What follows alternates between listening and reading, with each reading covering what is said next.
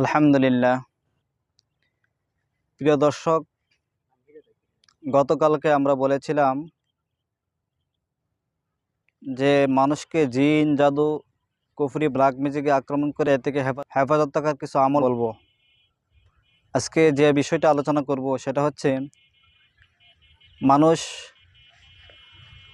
আমাদের কাছে যেই বিষয়টা নিয়ে বেশি আসে সেটা হচ্ছে, হুজুর আপনি দেখেন আমাকে কেউ কুফরি করছে কিনা, জাদু করছে কিনা, আমি দিন দিন শুকিয়ে যাচ্ছি, আমার ভিতরে কালে অশান্তি করছে, এবাদতে মনে বসছে না, নেক আমল থেকে দূরে সরে আছি, এজন্য আমার বিষয়টা একটু দেখবেন গুরুত্ব করে।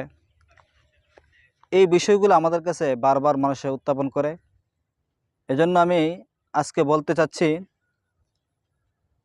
যে মানুষকে ব্ল্যাক ম্যাজিক করার পিছনে, কুফরি করার পিছনে, শক্ত কালো জাদু করার পিছনে এটা হয়, এর দ্বারা মানুষ ক্ষতিগ্রস্ত হয়। ব্ল্যাক ম্যাজিক, কালো জাদু এটা সত্য। কিছু বন্ড প্রতারক কবিরাজ আছে যারা কিছু দুষ্ট জিনকে তাবে করে, তারা মানুষকে কিছু দুনিয়ার টাকার স্বার্থে মানুষকে ক্ষতি করতে চাচ্ছে, মানুষের জীবনকে ধ্বংস করে দিতে যাচ্ছে। এজন্য আমরা এদের থেকে সতর্ক থাকতে হবে। সাধারণত আমরা বলে থাকি তিনটে বিষয় আমরা খেয়াল রাখবো, যাতে করে আমাদের শরীরের কোনো অংশ, চামড়া হোক, নখ হোক অথবা চুল হোক, এগুলো যাতে কেউ আমাদের কাছ থেকে না নিতে পারে, অথবা আমাদের কাপড়ের কোনো অংশ। 3 নম্বর হচ্ছে, আমাকে যাতে কেউ কোনো কিছু না খাওয়াইতে পারে, পান করাইতে পারে। এই 3টা জিনিস থেকে যদি আমরা সতর্ক থাকি, তাহলে আমাদেরকে ব্ল্যাক ম্যাজিক করে, কালো জাদু করে ধ্বংস করতে পারবে না ইনশাআল্লাহ। এই 3টা জিনিসের মাধ্যমে মানুষকে ধ্বংস করে দেয়। এই 3টা জিনিস আমার পরিবার, নিজেকে হেফাজত রাখা, পরিবারকে হেফাজত রাখা।